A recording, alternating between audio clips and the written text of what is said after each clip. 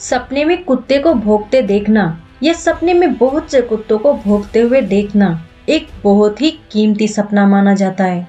जो कि जीवन में आपको अपनी किसी योजना में सुधार करने की ओर ही संकेत करता है, जिसके कारण ही आप अपना कोई नुकसान होने से बचा सकते हैं। जिसको सपने में कुत्ते के भौंकने की विभिन्न अवस्थाओं के माध्यम से सही से जाना जा सकता है।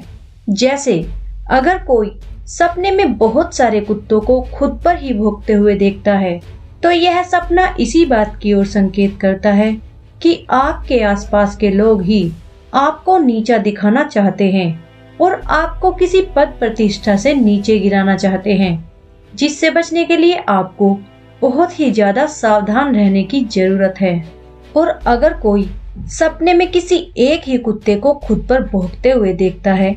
तो यह सपना इसी बात की ओर संकेत करता है कि आपने अपने जीवन में अभी जो भी करने का प्लान बनाया है, उसमें जरूर ही कोई कमी रह गई है, जिसके कारण ही आपको किसी तरह की परेशानी का सामना करना पड़ सकता है। जिससे बचने के लिए आपको अपनी योजना को एक बार फिर से क्रॉस चेक कर लेने की जरूरत है। तभी आप अपने प्लान में पूरी तरह से कामयाब होने में सफल रहेंगे। और अगर कोई सपने में बहुत से कुत्तों को भौंकते हुए देखता है या उनकी आवाज सुनता है, तो यह सपना इसी बात की ओर संकेत करता